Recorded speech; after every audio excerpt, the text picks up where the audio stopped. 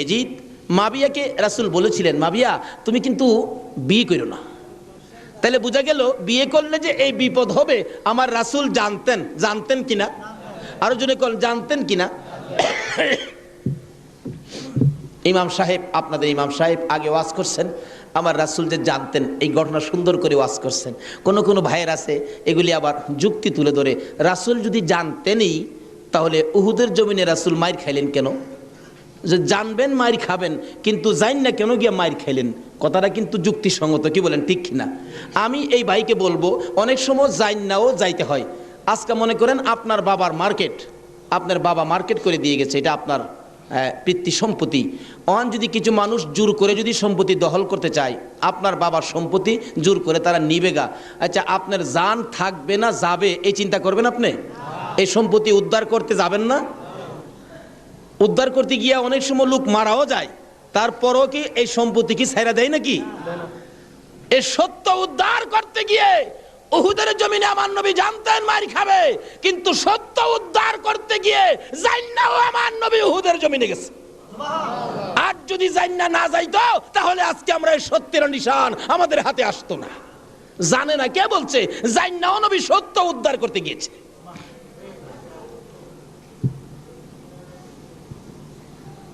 বলতেছিলাম দয়ার নবী মায়ার নবী বলতেছেন, জিবরাইল আমার উম্মতের নাজাতের জন্য কবুল হয়েছে, কবুল হয়েছে।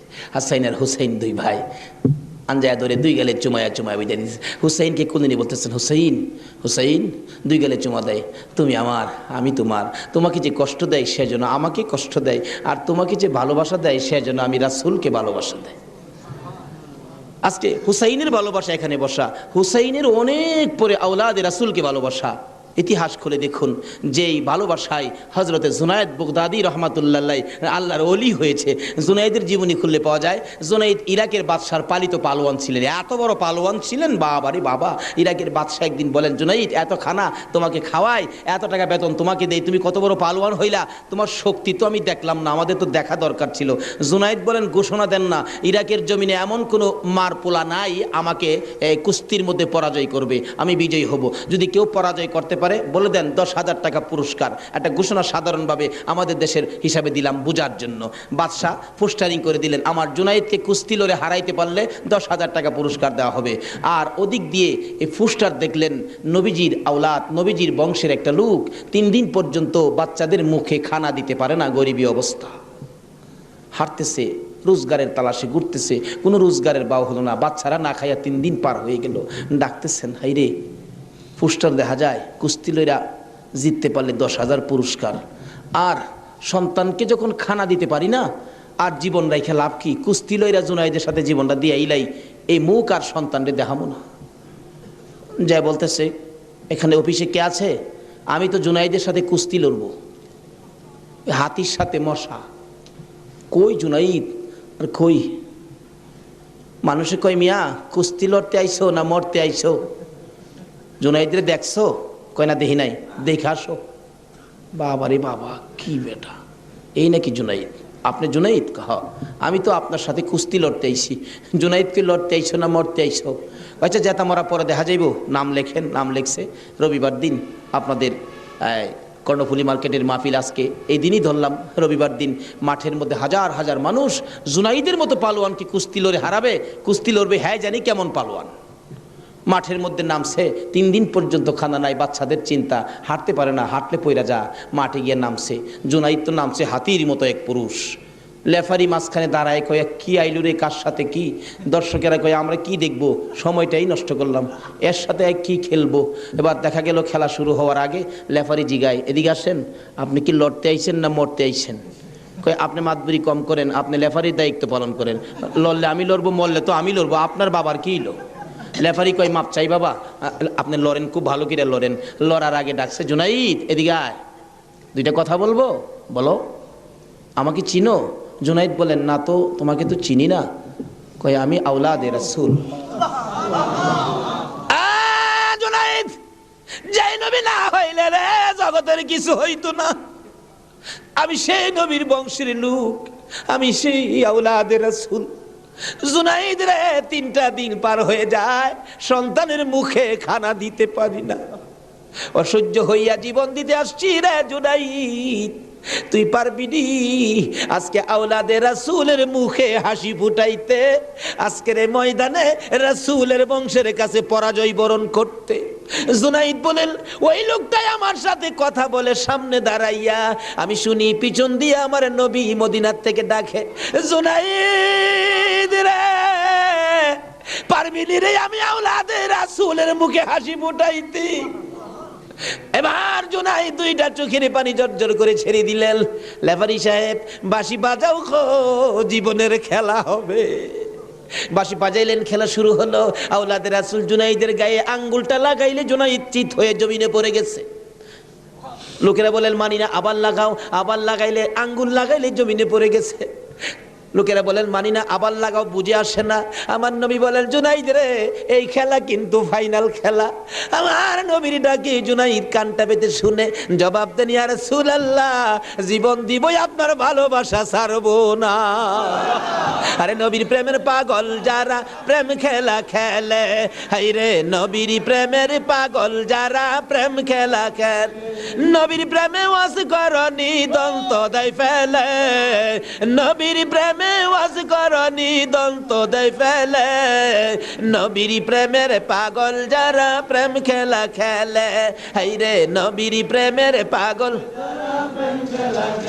হানজালা পাগল ছিল নবীর প্রেমে জীবন দিল, হানজালা পাগল ছিল নবীর প্রেমে জীবন দিল, গোসল করাইলো তারে ফেরেশতার দলে, গোসল করাইলো তারে ফেরেশতার দলে, নবীর প্রেমের পাগল যারা প্রেম খেলা খেলে, এই রে নবীর পাগল ছিল আবু বকর, প্রেম দরিয়াই দিল সাঁতার, পাগল ছিল আবু আর প্রেম দরিয়াই দিলেন সাঁতার, হাসর মিজান পারি দিবে সেই প্রেমের বলে, হাসর মিজান পারি দিবে সেই প্রেমের বলে, নবীর প্রেমের পাগল যারা প্রেম খেলা খেলে, হাই রে নবীর প্রেমের বলতেছিলাম আওলাদে রাসূলের প্রেম আর ভালোবাসায় জুনাইদ খেলার মাঠে জীবন দিয়ে দিলেন, হাইরা গেলেন, জীবনের সকল মান সম্মান বিলীন করে দিয়ে আওলাদে রাসূলের মান বাড়াইয়া দিলেন। লোকেরা বলেন, জুনাইদ গো, এ বাদশার দরবারে আর যাইও না, মজার খানা আর পাইবা না, মোটা অঙ্কের বেতন তোমাকে আর দেওয়া হবে না, এ বাদশার কাছে আর যাইতে পারবা না। জুনাইদ মাথাটা নিচে দিয়ে দুইটা চোখের পানি ছেড়ে ছেড়ে ডাকে, রে মাঠের ময়দানের লোকেরা, আমি এই বাদশার দরবারে আর যাইতে চাই না, আমি দুজাহানের বাদশার দরবারে রওনা হয়েছি। জুনাইদ দুইটা চোখের পানি ছেড়ে ছেড়ে বাড়ির ভিতরে ঢুকলেন। লোকেরা জিগায়, জুনাইদ গো, এইভাবে কেন কান্দো বুঝতে পারতেছি না। লোকদের সাথে জবাব দেয়, সঙ্গীরা রে, আমার রাসূল আমারে ডাক দিছে রে, আমি রাসূলের ডাকে কিছু কাজ করেছি, আমার মনে বড় আশায় আমার কাজে রাসূল খুশি হয়েছে কি। জুনাইদ বলেন, এশারের নামাজ পড়ে আমি যখন বিছানায় শুইলাম, একটু পরে দেখি রাসূল আমার ঘরে হাজির, আমার মাথায় হাত বুলাইয়া ডাকে, জুনাইদ রে, নিজের সব বিলীন করে দিলে, আমি নবীর ভালোবাসায়, আমার আওলাদের ভালোবাসায় এত সব শেষ করে দিলে রে জুনাইদ, আমি সইতে পারি না। আয় রে জুনাইদ, আজকের থেকে তুই খালি জুনাইদ না, তোর মাথায় পাগড়ি পরাইয়া দিলাম, আজ থেকে নবীর ভালোবাসার বিনিময়ে তুই আউলিয়াদের মাথার তাজ হয়ে গেছো।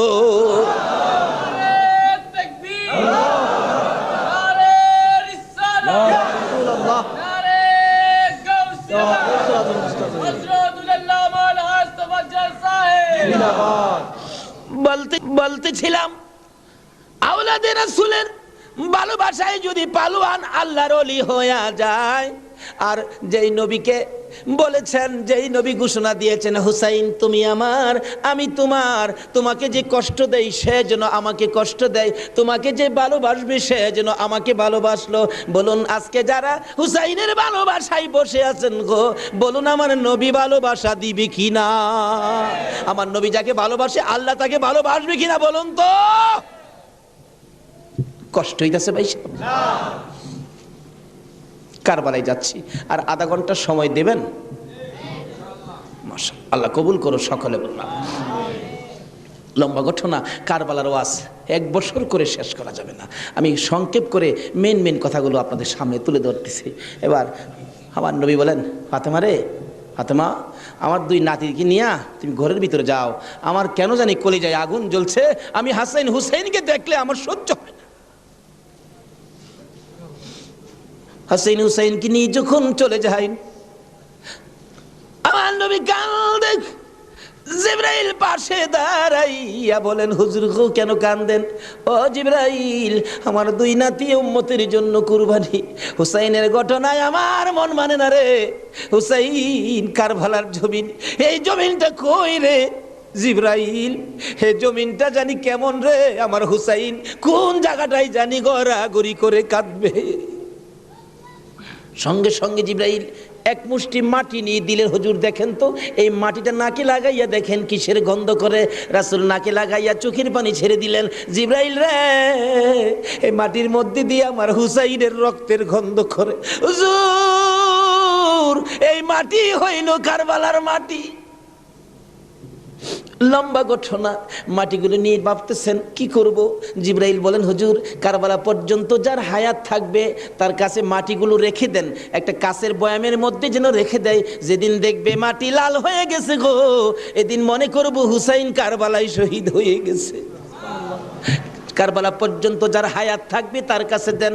আমার নবী কার হায়াত থাকবে জানে কিনা কন? আমার নবী উম্মে সালমাকে লক্ষ্য করে ডাক দিলেন, উম্মে সালমা রে, আয় আমার পাশে আয়। উম্মে সালমা কাছে আসলে নবীজি 2টা চোখের পানি ছেড়ে দিলেন। হুজুর ডাইকে আনলেন, কথা বলবেন, কান্দেন কেন? উম্মে সালমা রে, কান্দি রে, কলিজা মানে না। এই মাটিগুলো তোর হাতে দিলাম, রেখে দিও। যেদিন দেখবে এ বোতলের মাটি লাল হয়েছে, এদিন তুমি বুঝে নিবা আমার হুসাইন উম্মতের নাজাতের জন্য কারবালায় শহীদ হয়েছে। উম্মে সালমা বলেন, আমি এই মাটি তখন বোতলের মধ্যে রেখে দিলাম। ওদিকে দিয়ে দয়ার নবী, মায়ার নবী দুনিয়ার থেকে বিদায়, 4 খলিফা বিদায়, ফাতেমা বিদায়। এইভাবে আস্তে আস্তে আমিরে মাবিয়ার হাতে মদিনার শাসক ক্ষমতা। আমিরে মাবিয়া রাষ্ট্রের প্রধান, বুড়া হয়ে গেছে তো এজিদ। রাসূল বলছিলেন, মাবিয়ারে তুই বিয়ে করিস না। কিন্তু মাবিয়ার এমন এক রোগ হইল, লোকেরা পরামর্শ দিল কবিরাজরা বিয়ে করলে ভালো হয়ে যাবে, কিন্তু রাসূল নিষেধ দিছিলেন বিয়ে করিস না। কিন্তু রাসূল তো জানতেন, কি বলেন, জানতেন কিনা, বিয়ে করিস না। কিন্তু বিয়ে করলেন, জন্ম হলো এজিদ। একটু বুড়া হয়েছে বাবা, এজিদ চক্রান্ত করতেছেন, বাবার ক্ষমতাটা আমার নেওয়া দরকার। কিন্তু এজিদ নবীর কথা মতো, নবীর প্রেম, নবীর ভালোবাসা এজিদের কাছে কখনো ছিল না। লোকেরা বলেন না, এইরকম একটা লোকের কথা আমরা মানতে পারি না, হাসাইনই তো আছে, আমরা হাসাইনকে মানব। নবীজি ভবিষ্যৎবাণী করে দিয়ে গেছিলেন, আমি দুনিয়ার থেকে বিদায়ের 30 বছর পর হাসাইন ক্ষমতায় আসবে, হাসাইনকে মানুষ ভালোবাসবে, কিন্তু এজিদ হাসাইনকে থাকতে দিবে না। যাই হোক, লম্বা ঘটনা। এজিদ কয় হাসাইনকে কিভাবে শেষ করা যায়, 2জনই পথের কাটা, একজন হাসাইন একজন হুসাইন, 2জনকে শেষ করতে পারলেই তো আমার সুবিধাজনক পরিবেশ হয়ে যাবে। কি করব, কি করা যায়? এক কুটনি বুড়িকে এনে বললেন, তুমি কি পারবা হাসাইনকে শেষ করে দিতা? কুটনি বুড়ি কয়, এটা ব্যাপারই না। এমন কিসিমের মহিলা আছে না দেশ, খালি বেজাল লাগাই সংসারে। হাসাইন রাদিয়াল্লাহু তাআলা আনহুর বিবি ছিলেন 4 জন, সকলের ছোট বিবির নাম ছিলেন জায়েদা। জায়েদার হাতে শরবত খাইতেন সবসময়, তার হাতে শরবত খুব সুন্দর হতো আর কি, শরবত খাইতেন। হাসাইন ডাকতেছেন, জায়েদা শরবত দাও। শরবত দিলেন জায়েদা, দেখলো কুটনি বুড়ি জায়েদারে দিয়ে এই কামটা বানাই দিব। হাসাইন শরবত খায়া চলে গেলেন। বলেন, জায়েদা হাসাইন কি তোমার হাতে সবসময় শরবত খায়? প্রত্যেক দিন আমার খুব ভালোবাসে, আমার হাতে শরবতটা খায়, আর কেউর হাতে খায় না, আমার হাতে শরবত নাকি খুবই ভালো। হ্যাঁ। কুটনি বুড়ি কয়, তোমার তো শরবত খায় কিন্তু তোমাকে ভালোবাসে না। কি বলো? আমি জানি ভালোবাসে। কই তুমি জানলে কি হবে, আমরা দূরের থেকে যা দেখি তোমারে সবচেয়ে কম ভালোবাসে। একটা কাম করো, মেয়েরা কিন্তু খুব সরল মানুষ, সহজে বুঝ মাইনা যায়। একটা কাজ করো, কি, আমি বিষ দিয়া যামু, বিষ খাওয়াইয়া হাসাইনকে মাইরা দাও, এজিদ হবে এদেশের প্রেসিডেন্ট, বাদশাহ, আর তুমি হবে রানী। সহজে বুঝ মানলেন, সরল মানুষ তো। বিষ দিলেন, শরবতের সাথে দিয়ে খাওয়াইলে। হাসাইন পিপাসিত, ক্লান্ত, জায়েদা শরবত দাও। শরবতের সাথে বিষ দিলেন, খাইলেন। খাওয়ার পরে বলতেছে জায়দা আজকের শরবতটা যেন কেমন কেমন লাগে, কি যেন গন্ধ করতেছে। জায়দা বলেন না তো, কিচ্ছুই না। কিন্তু দেখা গেল কিছুক্ষণ পর হাত পাগুলি অবশ্যই আসতেছে, সমস্ত চেহারা লীল হয়ে গেছে, খালি জিহ্বাটা নড়তেছে, দুইটা চোখের পানি ছেড়ে দিয়েছে। জায়দা বুঝিছি আজকে বুঝি নানার উম্মতের নাজাতের জন্য মায়ের দোয়া বুঝি আজকে কবুল হয়ে যাবে। জায়দারে না না তোরে কিছু বলবো না, আমার ভাই হুসাইন কই, হুসাইনকে ডেকে ডেকে আমার পাশে আনো। হুসাইন খবর পাইয়া দৌড়াই আইসা দেখে বড় ভাইয়ের সমস্ত চেহারা সবুজ হয়ে গেছে। একটা চিৎকার মারছে, মা মা গো তোমার দোয়া বুঝি আজকে কবুল হয়ে যায়। দৌড়ে যাইয়া হাসাইনের গলায় ধরছে, ভাই রে ভাই, কে তোমার এই অবস্থা করেছে, আমি হুসাইন তার প্রতিশোধ নিব। হাসাইন টাইনা টাইনা গলায় ধরে দুই গালে চুমাইতেছে, ছোট ভাই তো, বাইরে প্রতিশোধ নিস না, নানার উম্মতের জন্য মায়ের দোয়া কবুল হয়ে গেছে। হাসাইন একটা কথা তোরে বলে যায়, কিছুদিন পর তোর উপরও বিপদ আসবে রে, আমার মায়ের দোয়া তোর বেলায় তো কবুল হয়েছে। হাসাইন যেদিন বিপদে আসবে রে, কেউ তো তোর পাশে আসবে না রে হুসাইন। এদিন আমি তো ভাই কাছে থাকতাম, আমিও তো দুনিয়ায় থাকতেছি না। হুসাইন রে, বেশি বিপদে পড়ে যখন কলিজার মধ্যে অশান্তি লাগবে, দুনিয়ার কাউরে ডাকিস না, নানা নানা কইয়া ডাকিস, কলিজায় শান্তি পাব। হাসাইন দুনিয়ার থেকে বিদায়। জি চক্রান্ত করে হুসাইনকে কিভাবে মারা যায়, হাসাইনকে মদিনায় ফালাইয়া, হুসাইনকে তো মদিনায় মারা যাবে না, চক্রান্ত করে ইবনে জিয়াদকে ডাক দিলেন। কুফা নগরীর গভর্নর, তুমি একটা কাজ করো, আমি ডাকলে তো আসবে না, কুফা নগরীর মানুষ দিয়া তুমি ডাইকা নিয়ে আসো হুসাইনকে কুফায়। কুফায় আনার পর হুসাইনকে আমরা শেষ করে দিব, আর আমাদের পথের কাটা থাকবে না। ইবনে জিয়াদ বলেন কথা তো রাইট, চিঠি পাঠাও। চিঠি পাঠাইতে পাঠাইতে 40,000 চিঠি মদিনায় পাঠাইছে। হুসাইন চিঠি দেখে মুরব্বীদের কি বলতেছেন, চিঠি আসছে কুফায় যাইতে, যাবো কিনা বলেন। মুরব্বীরা চিঠি দেখে বলেন, হুসাইন রে, কুফার চিঠির রং ভালো দেখা যায়, কুফার তরবারির ব্যবহার ভালো হবে না। হুসাইন আমরা অন্তত পক্ষে তোমাকে যেতে দিব না, হাসাইনের ব্যথাই তো আমরা বলতে পারি না, তোমাকে যেতে দিব না। 40,000 চিঠি, বলুন কয় হাজার চিঠি? মুরব্বীরা বলে এত চিঠি আছে, দাঁড়াও দেখি একটু পরামর্শ করে। একটা মিটিং করলেন, হুসাইনের পক্ষ থেকে কুফায় তোমরা কে যাইবা? আমাদের নিজেদের লোক যায়। হুসাইন পক্ষ থেকে একটা লোক কুফায় যায়, নিজেদের লোকের কোনো খবর যদি পায় তাহলে আমরা হুসাইনকে যেতে দিব, ও তাদের কথায় হুসাইনকে দেব না, আমরা নিজেরা পরিবেশ বুঝবো। কে যাইবা? একজন লোক দাঁড়াইলেন, ইতিহাস বলেন, যার নাম হলো মুসলিম বিন আকিল। মুসলিম বিন আকিল দাঁড়ায় বললেন, আমি যাব হুসাইনের পক্ষ থেকে। তার দুইটা বাচ্চা ছিল, মোহাম্মদ ইব্রাহিম, সোনার পুতুলের মতো দুইটা বাচ্চা, ছোট ছোট। বলে আব্বা আপনি যদি চলে যান তাহলে আমরা তো মা নাই, আমরা কার কাছে থাকবো? তাদের মা মারা গেছে, কই থাকবো আমরা? তাইলে তোমরাও চলো। 3 জনের কাফেলা করে কুফা নগরীতে গিয়ে পৌঁছলেন হুসাইনের পক্ষ থেকে। হুসাইনের পক্ষের লোক পায়া কমপক্ষে 30,000 লোক হুসাইনের নামের উপর মুরিদ হইলেন, বাইয়াত গ্রহণ করলেন। ভাইসাব, বাইয়াত হওয়া, মুরিদ হওয়া সুন্নাত রাসূল। আবার কেউ কেউ আছে মুরিদ বাইয়াত লইয়া টিটকারি মস্কারি করে।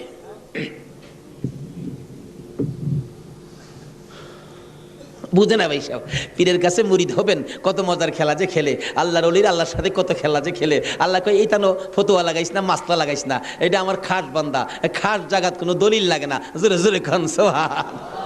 এক আলেম গেছে মুরিদ হইতো হক্কানি এক পীর সাহেবের কাছে, এক আল্লাহর ওলির কাছে গিয়া, হুজুর মুরিদ হইতে আইছি।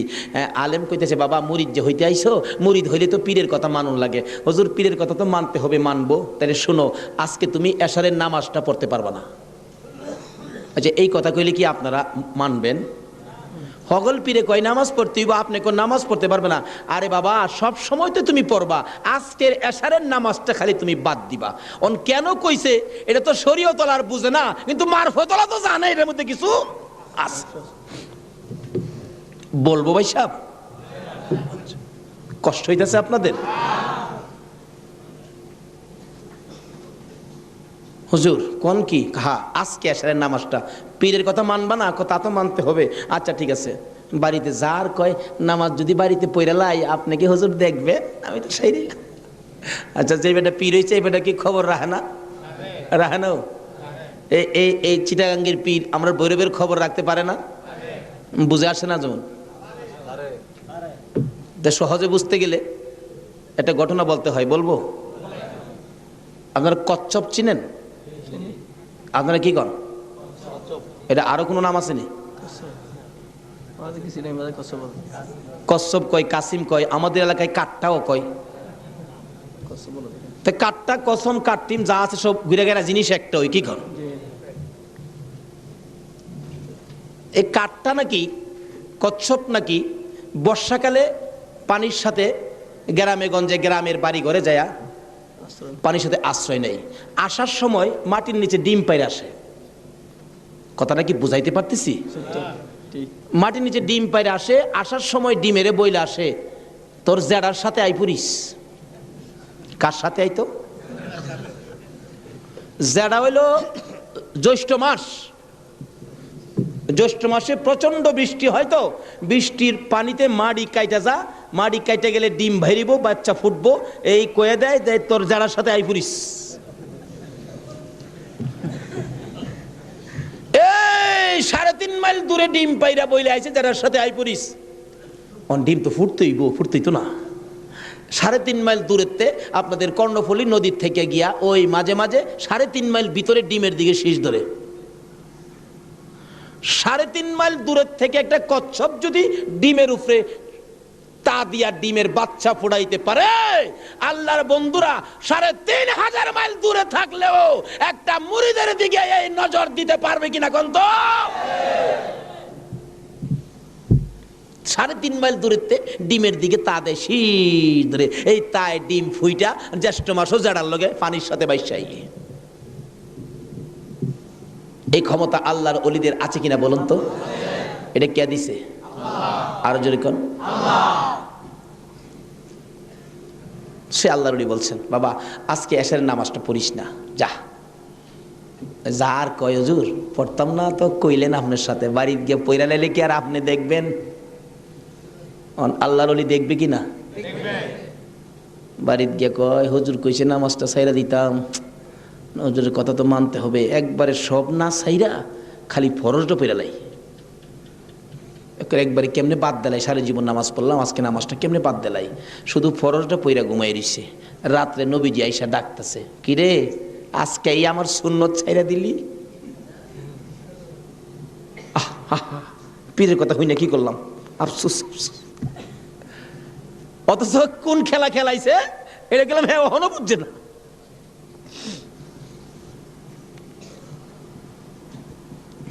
সকালবেলা ফজরের নামাজ পড়া মনের দুঃখ খুলে যাইতেছে পিসাবের কাছে। পিসাব দূরে থেকে কয়, কি ফেস বুঝি লাগছে? তাহলে বুঝা গেল খবর পিসাবের কাছে।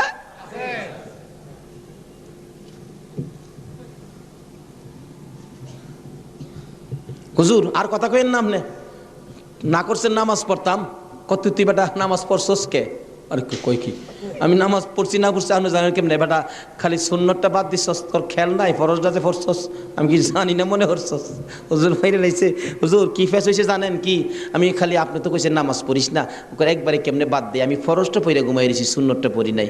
এই জন্য রাত্রে আইসে হুজুর আমারে ডাকতেছে, নবীজি কি রে আজকে আমার সুন্নত বাদ দিলাইলি? হুজুর এই সর্বনষ্ট হইছে।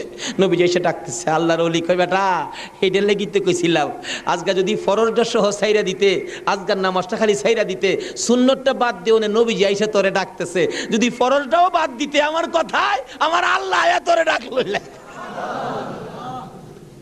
ভাই সাহেব এটা বুঝতে গেলে শরীয়তের মাদ্রাসার পরে মারেফতের মাদ্রাসায় ভর্তি হতে হবে। জানি চট্টগ্রামটা পীর মাসের দিক দিয়া বাংলাদেশের মধ্যে আপনারা উপরে আছেন, এই জন্য আমরা আপনাদেরকে শ্রদ্ধা করি। আল্লাহ হায়াত দেখ সকলকে, সকলে বলুন আমিন। যাই হোক ওইদিকে আমার আলোচনা না, আমার আলোচনা হলো কারবালা। যাই হোক কারবালার দিকে পৌঁছে গেছি, আধা ঘন্টা সময় দিতে রাজি আছেন না আপনারা? আসুন হাইরে কারবালা যাচ্ছি, এবার কারবালা। এবার চিঠি পাইলেন কয় হাজার? মুসলিম বিন আকিল চলে গেলেন, 30,000 লোক মুরিদ হলেন, বাইয়াত গ্রহণ করলেন।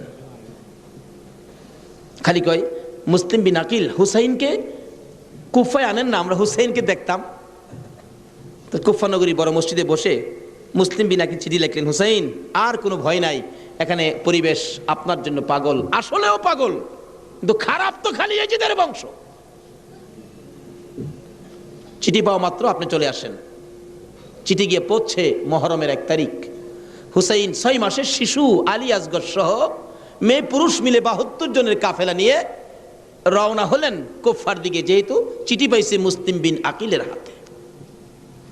ওদিক দিয়ে যেই চিঠি পাঠাইছে শুনছে, ইবনে জিয়াদ এজিদের পক্ষের লোক আইসা সবাইকে সরিয়ে দিয়ে, লম্বা ঘটনা, মুসলিম বিন আকিলকে মসজিদের বারিন্দার মধ্যে ফালাইয়া গলায় ছুরি চালাইয়া জব করে দিলেন।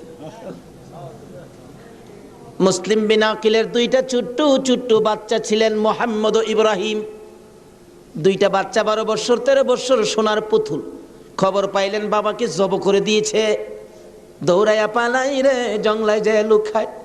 2 ভাই পরামর্শ করে, আমরা 2 ভাইকে যদি ধরতে পারে রে, আমাদেরকেও জব করে ফেলবে, বাচ্চা মানুষ।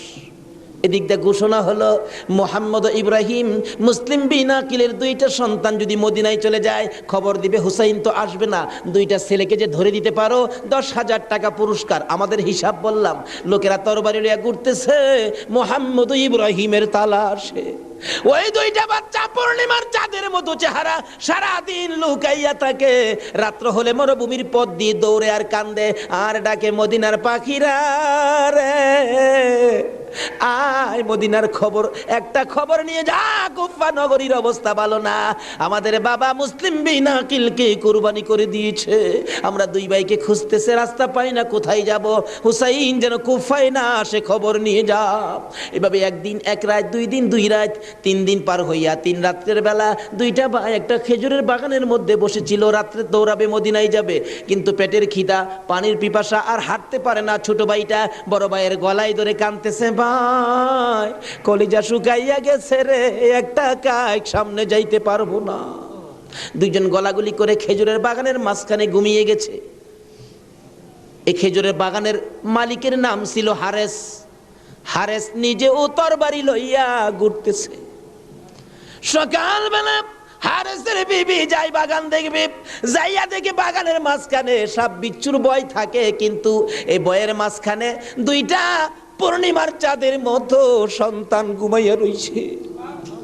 আস্তে আস্তে কাছে যাইয়া ছোট্ট ভাইটার মাথায় হাত দিলে, চোখ খুলে দেখি কুফার মহিলা, চিৎকার মারছে, ভাই গো আর ঘুমাইস না, কুফাবাসী আমরার খবর পেয়ে ফেলছে, মদিনায় বুঝি আর যাওয়া হবে না, তুমি আমার মা লাগো, আমার মা নাই, বাবা নাই, আমরা মদিনার সন্তান, আমরা মদিনার আওলাদ, কুফাবাসীর কাছে আমাদের খবর দিও না। মহিলাটা বলতেছেন, মহিলাদের মায়া বেশি, আয় বাবা তোমাদের তালাশে, আমার স্বামীও ঘুরতেছে, এখানে থাকলে কেউ না কেউ তোমাদেরকে দেখে ফেলবে, আসো আমার বাড়িতে নিয়ে লুকাইয়া রাখি, সন্ধ্যা হলে আমি নিজে মদিনায় লইয়া যাইব। মা বোনেরা, এমন একটা ভালোবাসা দাও না গো এই মহরমের চাঁদে। সন্ধ্যা হইবার আগে বাচ্চা 2টা রান্না করে রাখছিল। ছোট্ট ভাইটা ঘুম থেকে উঠে বসে বসে কান্দে, মা মা কইয়া। বড় ভাইটা ঘুম থেকে উঠে ডাকে, কান্দিস না রে, কান্দার আওয়াজ শুনলে আমাদের জীবন থাকবে না। এমন সময় হারেস দৌড়াই আসছে ঘরের মধ্যে খানা খাওয়ার জন্য। খানা খাইতে বসে ডাকতেছে, বিবি গো জলদি করে খানা দে, কে জানি পুরস্কারের বাগি হইয়া যায়। এমন সময় রান্না করে কান্দার আওয়াজ শুনলে ডাকতেছে, বিবি রান্না করে কে কান্দে? বিবি বলেন, তোমার ঘরে নয়, অন্য ঘরে কান্দে। বিবি রে, আমার ঘরে কান্দার আওয়াজ শোনা যায়। বিবি মিথ্যা কথা কোস, আমার ঘরে কান্দা। বিবি বলেন, তোমার ঘরে নয়, কুফাবাসীর সন্তানেরা কান্দে। হারেস বলেন, বিবি রে, কুফাবাসীর কান্দা এত সুন্দর না। বাসন ধাক্কা দিয়ে সরাইয়া তরবারিটা লইয়া ওইটা দাঁড়াইলে বিবি পিছন দিয়ে আঞ্জায় ধরেছে, স্বামী আর সামনে যাও না, হে মদিনার ময়নাদের গলায় চুরি দিও না। তোমার যদি মারতে চাই গো স্বামী, আমার গলাটা পেতে দিলাম, আমার গলাটা কাইটা দাও। না না, মানবো না। দৌড়ায় যাইয়া রান্নাঘরের দরজায় দাঁড়াইয়া দেখে 2টা পূর্ণিমার চাঁদ উদয় হইয়া রইছে। তরবারিটা দেখে ছোট্ট ভাইটা চিৎকার মারছে, বাবা গো খইয়া। বড় ভাইটা কান্দে, কান্দিস না, আমার বাবা গেল যেইভাবে রে, আমরাও যাইব সেইভাবে। এইভাবে যারা জীবন দিয়েছে সেটাই হলো আমার আল্লাহর রাস্তা। 2 ভাইকে ধরে মুরগির বাচ্চার মতো শেষরাইয়া বাহির করে যাইতে যাইতে যাইতে যাইতে একটু পরে পরে ছোট্ট ভাইটা জিগায়, হারেস রে, আমরা মেরে ফেলবে রে, মারিস নাই, আমরার মা নাই, আমরার বাবা নাই।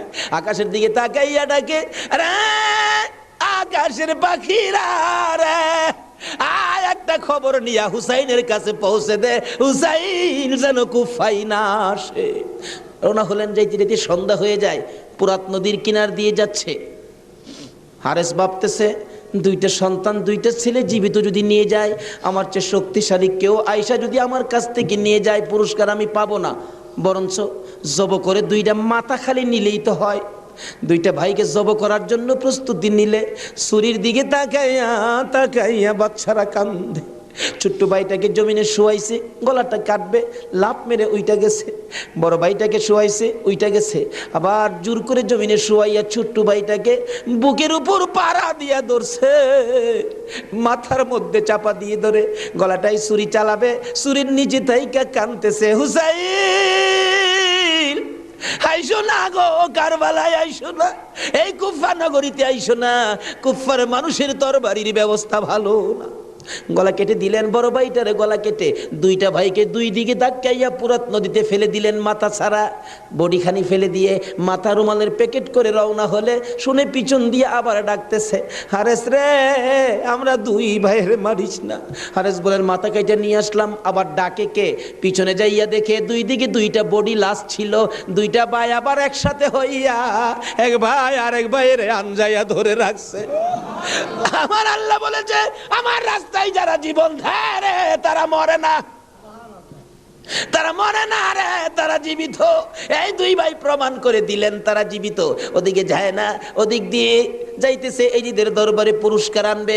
এদিক দিয়া ইমাম হুসাইন ৭২ জনের কাফেলা লইয়া গো আস্তে আস্তে কারবালার জমিনে এসে পৌঁছে সন্ধ্যা হয়ে যায়। রাস্তা চিনে না। হুসাইন বলেন, তাবু গাড়ো, সকালবেলা কুফার দিকে রওনা হব। তাবু গাড়তে গেলে জমিনে কূপ দেয়, মাটির থেকে রক্ত বাহির হয়। গাছের ডালে আঘাত করে, গাছের ডাল থেকে রক্ত বাহির হয়। সঙ্গীরা বলেন, হুসাইন ব্যাপারটা বুঝতে পারতেছি না। হুসাইন বলেন, রাখো রাখো, এখানে গিয়ে কি কাউরে পাই কিনা জিজ্ঞেস করলেন, এই জায়গাটার নাম কি? একজন লোক বলেন, আপনারা কোত্থেকে আসছেন? আমরা মদিনার থেকে আসছি।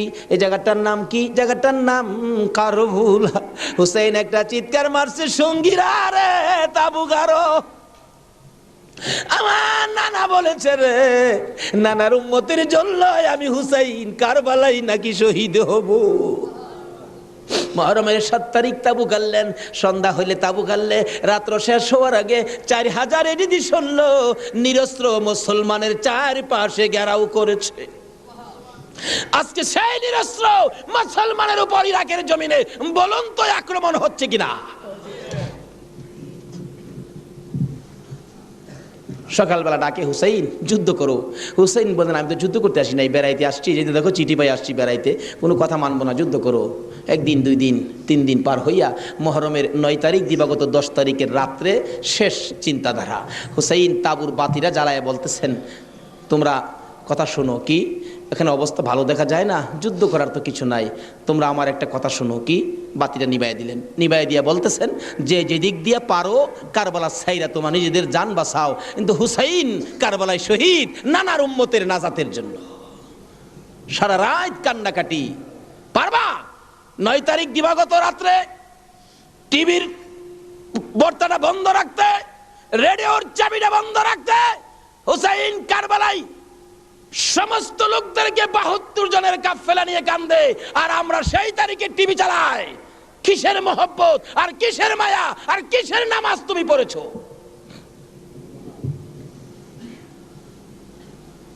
যদি কথা দিতে পারো 9 তারিখ দিন গিয়া রাত্রে টিভি আর চালাবো না, আর গান বাজনা করবো না, হুসাইন তোমার জন্য ওই ফুলসিরাতের কিনারে দাঁড়ায় থাকবে।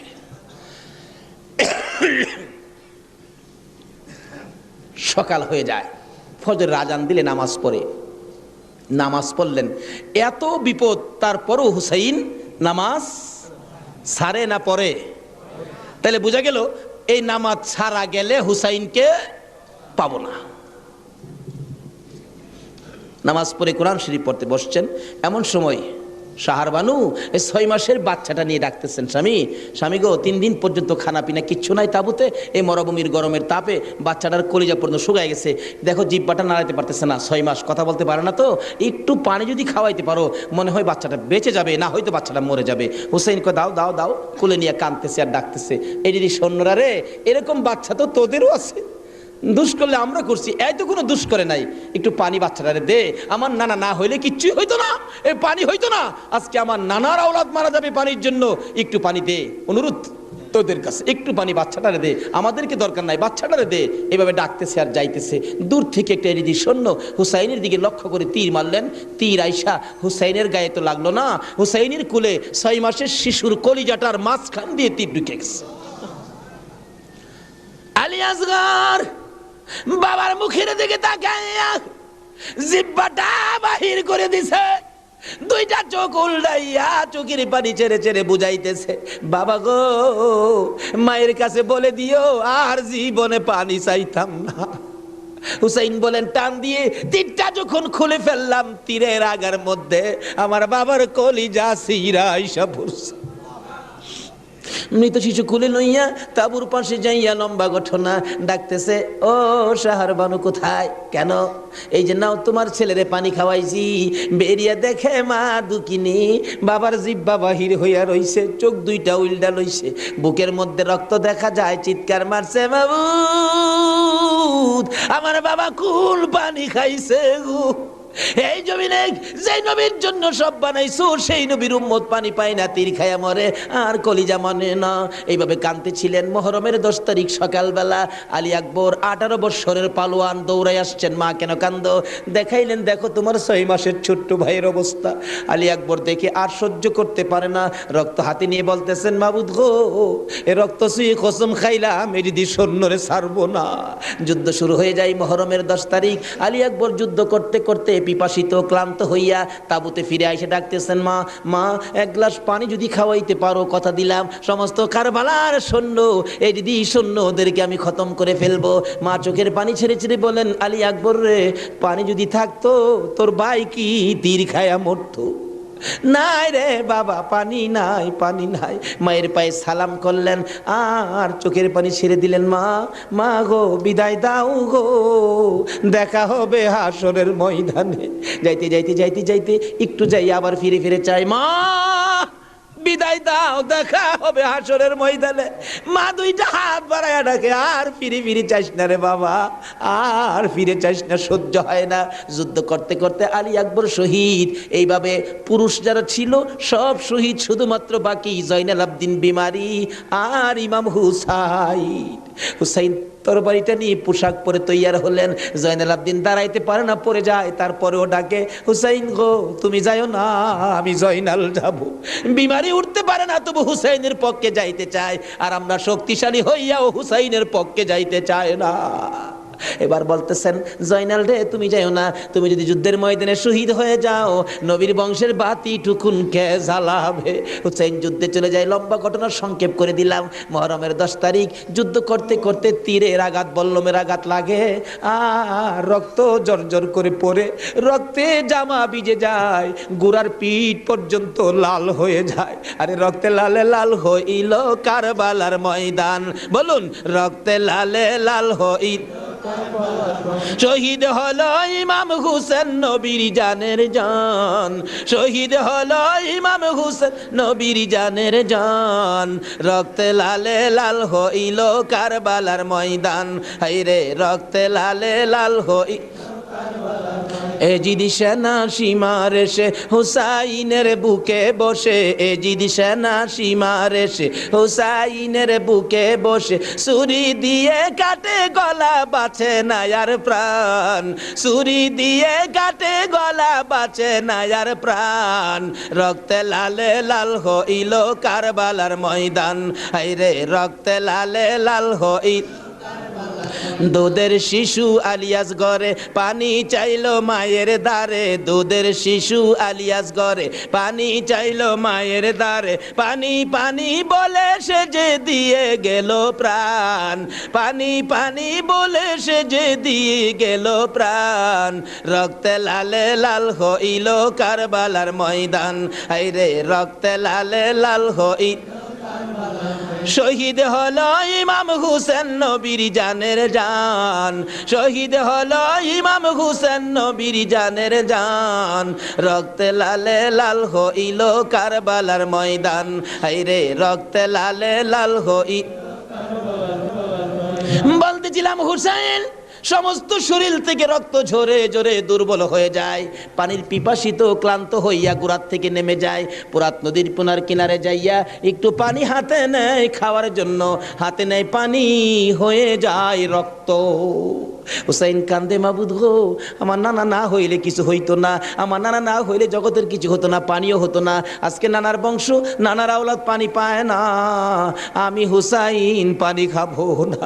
এবার দৌড়া যাইয়া আবার চাইলেন গুড়ার উপরে উঠবো, যুদ্ধ করবে। হুসাইন গুড়ার উপরে উঠতে চায়, শরীর দুর্বল, গুড়ার উপরে উঠতে পারে না, বারবার চেষ্টা করে উঠতে পারে না, অবশেষে গুড়ার উপরে পিঠটার মধ্যে হাতটা দিয়ে মাথাটা ফালাইয়া কাঁদতেছে, বাবু আমার নানার উম্মতের জন্য মায়ের দোয়া বুঝি কবুল হয়ে গেছে। বহু চেষ্টা করলেন, গুড়ার পিঠের উপরে আর উঠতে পারে না, দৌড়া এসে সীমার ধাক্কা দিয়ে জমিনে ফালাইয়া বুকের উপর চড়ে বসছে। হুসাইন বলেন, সীমার রে, আমার নানা বলেছে রে কারবালায় শহীদ হব, আমার নানার উম্মতের মুক্তি পাবো। সীমার আজকে জুমার দিন আমারে 2 রাকাত জুমার নামাজ পড়ার সুযোগ দে। ও নবীর উম্মতেরা, নবীর আশেকেরা, হুসাইনের আশেকেরা গো, এই 2 রাকাত নামাজ জুমার নামাজ ছাইরো না, আমার নবীর শাফায়াত নসিব হবে না। রক্তে লাল হইয়া যদি হুসাইন 2 রাকাত জুমার নামাজ পড়তে পারে গো, আজকাল থেকে কথা দিতে হবে জীবনে কোনো দিন জুমার নামাজ ছাড়তে পারবা না।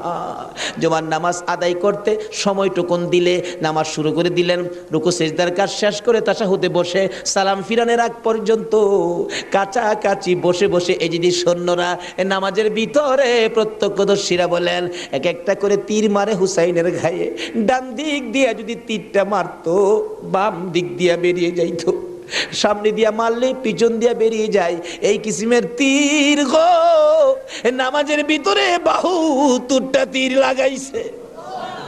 হুসাইন সালামটা ফিরাইয়া নানা গো কইয়া কালতে কালতে জমিনে গড়াগড়ি শুরু করে দিলে, নিষ্ঠুর পাষাণ এই দিদি সৈন্যের সীমার গলা কাইটা মাথা আলাদা করে নিয়ে গেছে।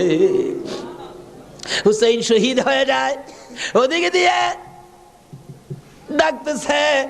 মুহররমের 10 তারিখ সন্ধ্যা যখন হয়ে গেল, উম্মে সালমা বলেন, আমি মাগরিবের পর থেকে শুনতেছি নবীর রওজার চারপাশে কে যেন হাউ মাউ করে কাঁদতেছে।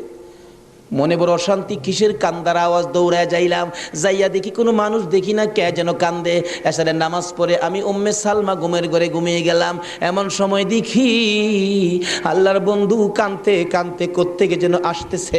কাছাকাছি আসার পরে দেখি আবার রাসূলের গায়ে রক্ত মাখা মাটি দেখা যায়। উম্মে সালমা বলেন, হুজুর কেন কান্দেন রক্ত মাখা মাটি শরীরে লইয়া? আমার নবী বলেন, উম্মে সালমা রে, বোতলের মাটির দিকে তাকাইয়া দেখ, বোতলের মাটির অবস্থাগুলো দেখ। উম্মে সালমা বলেন, তাকাইয়া দেখি বোতলের মাটি লাল হয়ে গেছে। আবার রাসূল বলেন, উম্মে সালমা রে, আমার হুসাইন কারবালায় নাই রে, কারবালায় না। উম্মে সালমা বলেন, প্রশ্ন করলাম, ইয়া রাসূলুল্লাহ, হুসাইন তো কারবালায় শহীদ, আপনার রওজার পাশে কাঁদলো কে জানতে চাই। আমার নবী বলেন, আরে উম্মে সালমা, আমার হুসাইন যখন কারবালায় তীরের আঘাতে নানা কইয়া ডাক মারছে রে, আমি নবী রওজার থেকে বাহির হইয়া দৌড় মারছি। ওই সময় রহমতের ফেরেশতারা আমার রওজার পাশে বসে বসে কাঁদছে। আমি কারবালায় যাইয়া দেখি আমার হুসাইন তীরের আঘাতে রে নানা নানা কইয়া গড়াগড়ি করে। আমি হুসাইনকে আনজায়া ধরছি, হুসাইন তীরের আঘাতে যতটা গৈর দিছে রে, আমি রাসূল হুসাইনের সাথে ততটা গৈর কারবালার জমিনে দিয়েছি। এই হুসাইনের রক্ত কারবালার মাটিতে পড়েছে, এই রক্ত মাখা মাটি আমি নবীর গায়ে লাগছে। এই উম্মে সালমা জানাইয়া দিস রে, এই রক্ত মাখা মাটি আমি রাসূলের কাছে জমা থাকবে। আসরের জমিন যেদিন গায়ে হবে, আমি আমার মাওলার দরবারে হুসাইনের রক্ত মাখা মাটিগুলি তুলে ধরবো। মাবুদ, আমার মেয়ে ফাতেমা সন্তান কুরবানি করেছে আমার উম্মতের নাজাতের জন্য। এই যে দেখো হুসাইনের কারবালার রক্ত মাখা মাটি তুলে ধরলাম, আর ফাতেমা হুসাইনের মাথাটুকু লইয়া দাঁড়াইয়া বলবে, আমি হুসাইনের মাথাটুকু তুলে ধরলাম। মাবুদ গো, এর বিনিময়ে আমার বাবার উম্মতের মাফ করে দাও। নারে রিসালাত, নারে গাউসিয়া, হায়াতুন নবী জিন্দা নবী, নূর নবী, আলে সুন্নাত ওয়াল জামাত, আল্লামা তাওয়াজ্জুল হোসেন সাহেব। ভাই সাহেব, এই যদি হয় হুসাইনের রক্ত আমাদের নাজাত, এই যদি হয় ফাতেমার সন্তান কুরবানি করে আমাদের জন্য, রাসূল যদি এত কষ্ট করে আমাদের জন্য, এই আহলে বায়েতের মহব্বত আমাদের কাছে থাকা দরকার আছে কিনা বলুন তো? তাদের আলোচনা, তাদের জীবনী আমাদের প্রত্যেকের অন্তরে রাখা দরকার আছে কিনা বলুন তো? আল্লাহ আমাদেরকে আজকের মাহফিলে সে বুঝটুকুন দান করে দেখ, সকলে বলুন আমিন। আসুন আজকে দোয়া হবে। এই মাহফিলের আয়োজন যারা করেছেন, এই ব্যবসায়ী ভাইদের ব্যবসায়ী যেন আল্লাহ বরকত দেন।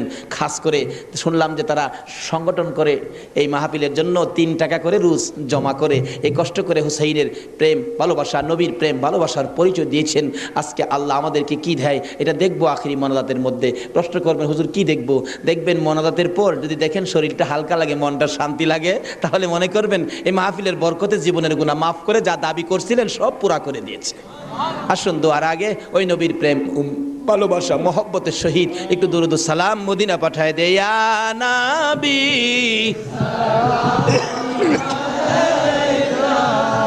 ইয়া রাসূল সালাম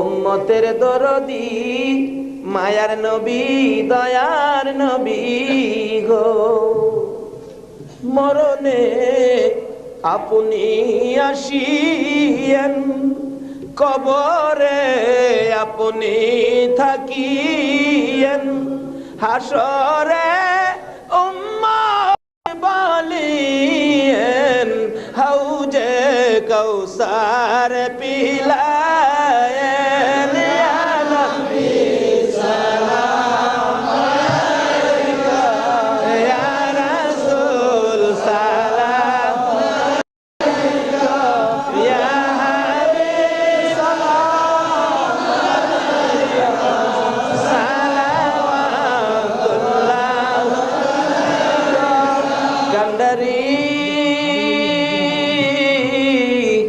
ওগো উম্মতের কান্ডারি, গুনাহগারের বন্ধু দয়ার নবী মায়ার নবী, ও উম্মতের কান্ডারি, ওদের জমিনে আমার নবীকে যখন 2 খান দান মুবারক ভেঙ্গে দিল, মাথা লোহার টুপি ভেঙ্গে টুকরা করে মাথার ভিতরে ঢুকাইয়া দিল, আমার নবী বেহুশ হইয়া যখন পড়ে যায়, জিবরাইল আমার নবীকে 2 হাতে উঠাইয়া উহুদ পাহাড়ের মাঝামাঝি একটা পাথরের কাছে যাইয়া ডাকতেছে, উহুদের পাথর রে দেখ, যে নবী না হইলে তুই হতে না, আমি হইতাম না, কোন কায়নাতের কিছু হতো না, এই নবীকে মারতে মারতে বেহুশ করেছে, একটু বিছানার ব্যবস্থা করে দে, আল্লাহর বন্ধুকে শুয়াইয়া রাখি। জিবরাইল বলেন, ডাক দেওয়ার সঙ্গে সঙ্গে দেখি পাথর ফাইটা তোলার মতো নরম বিছানা হইয়া যায়। আমার নবীকে শুয়াইয়া জিবরাইল মাথার পাশে বসে বসে বাজে ডাকতেছে, ইয়া রাসূলুল্লাহ, দাঁত ভেঙে গেছে, ব্যথা কেমন লাগে বলুন না। হুজুর গো, মাথা ভেঙে গেছে, ব্যথা কেমন লাগে বলুন না। আমার নবী ডাকতেছে, জিবরাইল রে, দাঁত ভাঙ্গা ব্যথা কেমন জিগাইলি, মাথা ভাঙ্গা ব্যথা কেমন জিগাইলি রে, আমার উম্মতের ব্যথা কেমন জিগাইলি দা। দয়ার নবী মায়ার নবী গো, 63 বছর কাঁদছো তুমি উম্মতি উম্মতি বলিয়া, এখনো কান্দিতে আছো মদিনাতে শুইয়া। মদিনা রে ও সুন্দর মদিনা, মদিনার পাহাড়, ও পাহাড় রে তুই কত ভাগ্যবান, পাহাড় হইয়া দেখছো আমার দয়াল নবীকে। মদিনার হরিণ, ও সোনার হরিণ রে,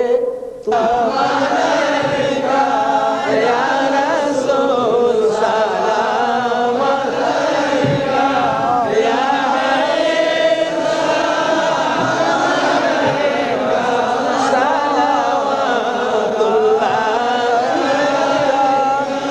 जाए रब मेरे दुरूद व सलाम बरगुज़ीदा नबी पर अपने मुदम बलगल उला बिकमालिही कशफत दुजा बिजमालिही हसनत जमीउ खिसालिही सल्लु अलैहि व आलिही सल्लिमू या कौम बल सल्लु अला सदरिल अमीन मुस्तफा मा जा इल्ला रहमताल लिल आलामीन। মাইশাব হুসাইনের রক্তের প্রতিদান, হুসাইনকে মহব্বত করতে হবে।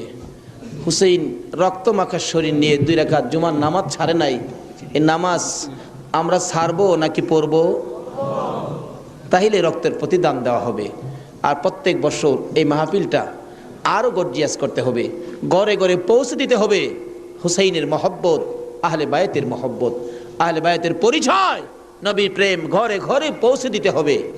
আল্লাহ আমাদেরকে সে বুঝ সেই শক্তি দান করুক, সকলে বলুন আমিন। আজকে যারা হুসাইনের স্মরণে মাহফিলের আয়োজন করেছেন, আজকে হুসাইন আর হাসাইনকে নিয়ে আমার নবী মদিনায় বসে বসে আপনাদের কথা স্মরণ করতেছে। কারণ উম্মতের বিপদে নবীজি সবসময় হাসাইন আর হুসাইনকে ব্যবহার করবেন। ফাজাইলে দুরুদের মধ্যে লেখেন, দুরুদের কিতাবে লেখেন 637 হিজরির এক ঘটনা। এক লোক আরবের মরুভূমি পথ দিয়ে ঘোড়া নিয়ে যাচ্ছেন, হঠাৎ একটা গর্তের মধ্যে ঘোড়ার 2টা পাও ঢুইকা ঘোড়ার পাও ভাঙ্গিয়া ঘোড়াটা উল্টা পড়ে গেছে। এখন মরুভূমি, কেউ তো খবর জানে না, বিপদের মধ্যে ঘোড়ার পাও ভাঙ্গা যাবে কিভাবে। লোকটা সন্ধ্যা হয়ে গেল, বাঘ ভাল্লুক বেরিয়ে গেছে, তখন সে ভয়ে কাঁদতেছে। এখন ভাবতেছে কানলে তো কাজ হবে না, একটা কিছু করি। কি করব? উম্মতের দরুদি দয়ার নবীর শানে দুরুদ সালাম পাঠ করি। দুরুদ সালাম পাঠ করতে করতে চক্ষু বন্ধ করে পাঠ করতেছে, এমন সময় দেখে 3 জন পূর্ণিমার চাঁদের মতো চেহারা আইসার সামনে দাঁড়াইছে। চক্ষু খুলা দেখে 3 জন এত সুন্দর চেহারা, অবাক হয়ে গেলেন। 2 জন আইসা ঘোড়ার 2টা পাও চিকিৎসা করতেছেন, পাও 2টা হাতে ধরার সাথে সাথে ভালো হয়ে গেছে। 637 হিজরির ঘটনা। আর একজন দূরে দাঁড়িয়ে আছে, ঘোড়ার পাও চিকিৎসা শেষ করে ভালো হলো, ঘোড়াটা হাইটা বুঝাইতেছে আর ভয় পাইস না, আমি ভালো হয়ে গেছি। তখন ওই লোকটা জিজ্ঞেস করতেছে, নামটা আমার খেয়াল নাই, আপনারা কে? আমার ঘোড়ার পাও ভালো করে দিলেন, আমার এই বিপদে আপনারা আসলেন। 2 জন বলতেছেন, আমরা রে চিনো না, আমরা তো হাসাইন আর হুসাইন। তাই নাকি? পাশে দাঁড়িয়েছে উনি উম্মতের কান্ডারি, গুনাহগারের বন্ধু, বিপদের সাথী মুহাম্মাদুর রাসূলুল্লাহ সাল্লাল্লাহু আলাইহি ওয়াসাল্লাম। এই বিপদে আমার নবী 2 নাতিলে আসে উম্মতের বিপদে। আজকে এই হাসাইন আর হুসাইনের কথা আমাদের অন্তরে সব সময় থাকা দরকার আছে কিনা কোন তো? আজকে যারা যে ব্যবসায়ী ভাইরা, কাঁচা বাজারের ভাইরা ওই হাসাইন আর হুসাইনের স্মরণে মাহফিলের আয়োজন করেছেন, আমি বলবো হাসাইন আর হুসাইন আপনাদের বিপদে আপনাদের পাশে আইসা দাঁড়াবে ইনশাআল্লাহ। আল্লাহ আমাদেরকে সেই জায়গায় কবুল করুন, সকালে বলুন আমিন। আজকে পাশে আরো বিরাট বড় মার্কেট, কর্ণফুলী মার্কেট, সকল মার্কেটের ব্যবসায়ী ভাইদেরকে আল্লাহ যেন হেফাজতে রাখেন, ব্যবসায়ী বরকত দেন, নবীর আশেক হুসাইনের মহব্বতি বানান, আহলে বায়াতের পরিচয় বুঝার জানার তৌফিক দান করেন, সেই জন্য দোয়া হবে, সকলে বলুন আমিন। আসুন এখন দোয়া হবে, সকলেই দোয়ায় শরীক হন। দোয়ার মধ্যে দিয়ে দেন, দোয়ার মধ্যে দিয়ে দেন। আল্লাহুম্মা আমিন। ربنا ظلمنا أنفسنا وإن لم تغفر لنا وترحمنا لنكونن من الخاسرين رب ارحمهما كما ربياني صغيرا رب العالمين। মুহররমের চাঁদ বিদায় হইয়া যায়, মাবুদ গো, যেই চাঁদে উম্মতের নাজাতের জন্য হুসাইন কারবালায় রক্ত দেয়,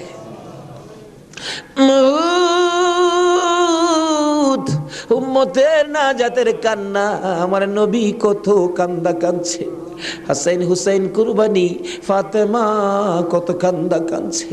বাবুদ গো, আজকে আহলে বায়াতের স্মরণে এই মাহফিলের আয়োজন, মাহফিলে বসে আমরা যারা হাত বাড়াইছি, মাবুদ রে, কার জীবনে কত গুনাহ তুমি হিসাব জিগাইও না। আজকের জন্য কে নামাজি কে বেনামাজি কাউরে কিছু কইও না গো আল্লাহ।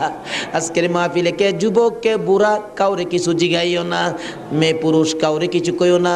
যারা এই মাহফিলের মায়া করে আহলে বায়াতের মহব্বত নিয়ে হাত বাড়াইছে, আমাকে সহ সবাইকে তুমি মাফ করে দাও গো আল্লাহ। মাবুদ, মাহবুদ রে, জীবনে কত গুনাহ করেছি হিসাব যদি জিঘাও, আমরা মাফের আওতায় পড়ব না। আখিরি নবীর উম্মত বলে হাত বাড়াইছি, তুমি আর কিছু দেখো না, তোমার বন্ধুর উম্মত বলে ক্ষমা করে দাও।